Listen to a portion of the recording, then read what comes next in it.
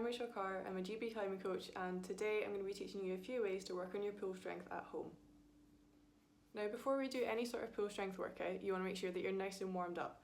So you can go ahead and use your warm up for this, or you can use a few of these initial methods to do a nice easy version of it, and that should get you a little bit warm to try some harder versions.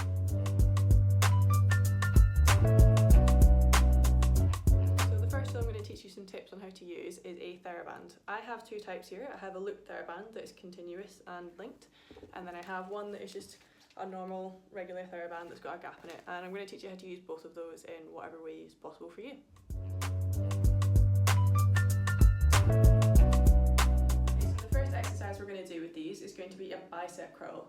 If you're using a loop band for this, you're going to want to stand on the loop and hold the band about here, about shoulder width apart. If you're using the theraband, again stand on the middle of the theraband but hold one side in either hand and try and make sure they're nice and equal. You're just going to stand with your, again, hands shoulder width apart, grab onto it and make sure that you don't move anything other than your biceps when you're doing this. So you're going to keep your shoulders engaged and your core engaged and keep those elbows tucked into the side. You don't want them to be moving back and forwards as you're doing this, you want them to stay there and just pull up using those biceps. And you're just going to do this nice curl movement like this.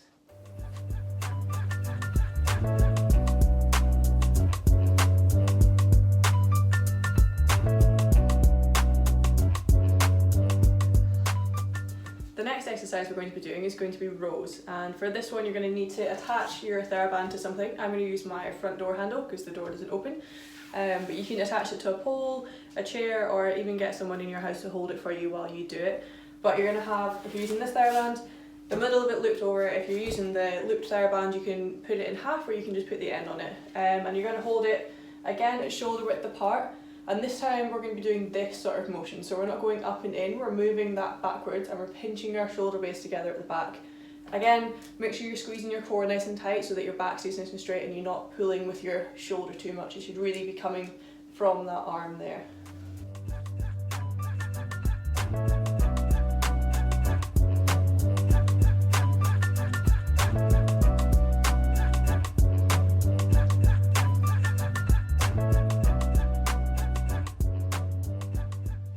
Okay, so the final one that we're going to be doing with the theraband is going to be a lat pull down type action. So we're going to be isolating our lat muscles rather than our biceps this time, using a bit of the biceps of course, but trying to focus on pulling down nice and wide. So we're not going to be going narrow in shoulder width, we're going to put our elbows out to the side a little bit and pull down at about 45 degrees away from our body. So you need to make sure you have enough space for this. The setup for this is just simply using a fingerboard or a pull-up bar and putting your theraband over it, whichever one it is. I've chosen to use a loop band because the bigger theraband kind of slips off of a fingerboard. So if you can do that, use this one, or you can use a theraband and just be a little bit more careful, stand a bit more underneath it. But you're just going to loop it over the top and you're just going to have your hands positioned above your head at shoulder width, and you're going to pull out and wide, making sure that you're keeping your shoulders engaged when you're doing it, really pulling the shoulder blades back and squeezing with your core to keep a nice straight back as you go. And to know how it feels to say, I like what I see.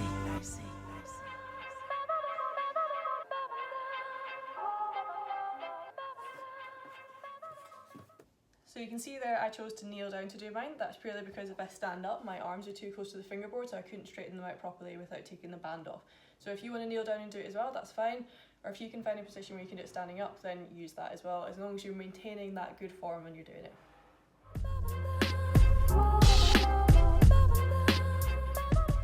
Okay, the next tool that we're going to be using is either the jugs on a fingerboard or a pull-up bar, whatever you have access to. But you need to be able to hang off the ground basically.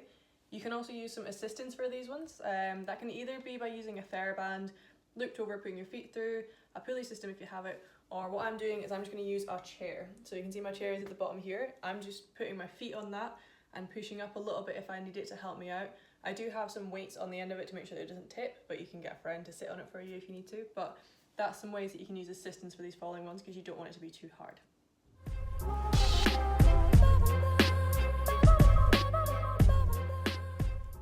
So the first thing that we're going to do is shrugs. Now you may have seen this before if you've looked at my fingerboarding video or in other videos elsewhere.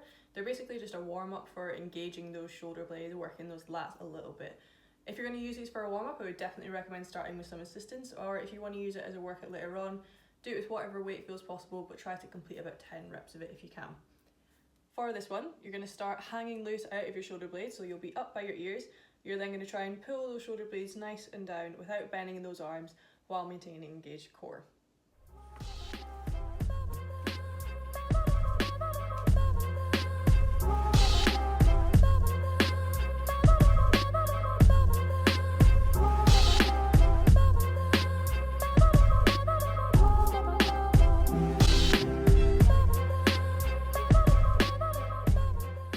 Exercise we're going to look at is probably one that you're all familiar with. It's just a pull-up.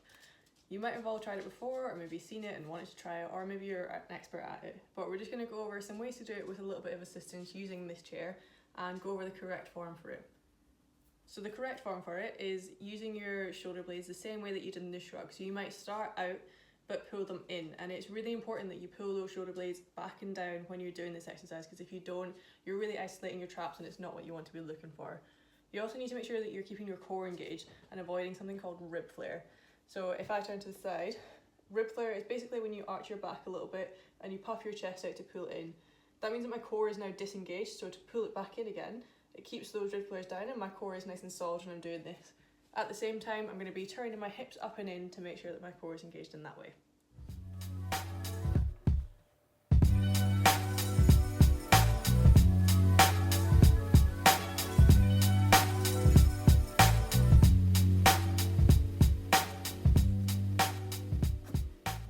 So as you can see in that first form there, my shoulder blades were nice and engaged, and so was my core, and that created that nice hollow body hold that we were looking for.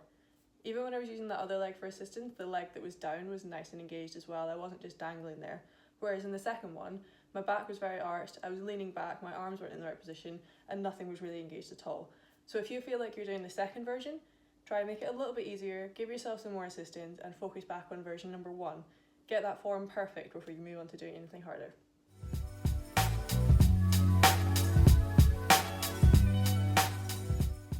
The next version that we're going to look at is a good way to build up to doing full pull-ups or to doing one-arm pull-ups if you need to. It's just going to be pulling up with 2 feet with a lot of assistance to get us up to the top of the board, and then we're going to lower down to a straight arm position again. As we're lowering down, we're going to do it really nice and slow and controlled, and we're going to focus on keeping that good form that we had in the pull-up before, because it's pretty much exactly the same. You're just skipping out that pulling up part and you're going back down again.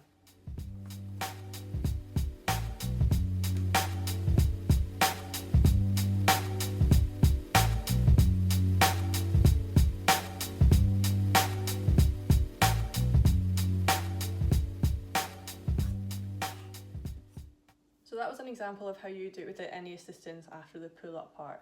If you do need to use assistance for the lower, just use a theraband or a pulley, or make sure that you keep 1 foot on the chair and push up with 2 instead. That way that you can take off as much weight as possible and it doesn't have to be that hard, so you can work on getting that form good again.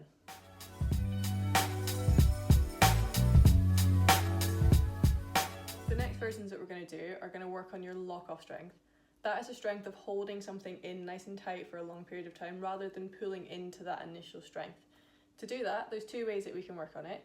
We can simply pull to the top of the fingerboard the same way as we did in the last one, using that assistance, and hold it at the top as long as possible, either on 2 arms or on 1 if you're feeling really confident.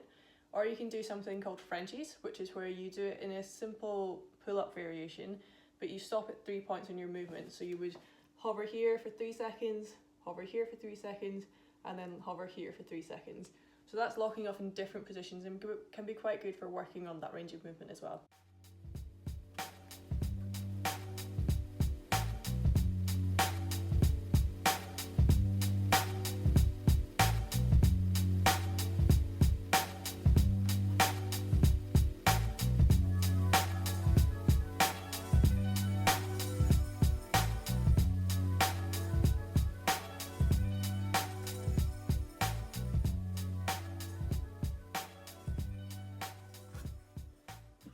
And remember, with these variations and all the variations and exercises I've shown you, it's extremely important that you have correct form when you're doing it. If things feel too hard and your form starts to slip, just make it a little bit easier, add more assistance, and work towards getting that form correct. As soon as you have that, you can start to build up to it, but there's no point in building up to it more if you've not got that form right. So just take a few steps back, add more assistance, and take your time with it. So go out and give those a shot. If you have any questions about what to do, then put them in the comments below and I'll do my best to get back to you. Or if you have any other training ideas that you want to share with us, Post a video and tag us in it and we'll see what fun you're getting up to. If you want to see more of our content, check out Team BMC on YouTube. Thanks for watching.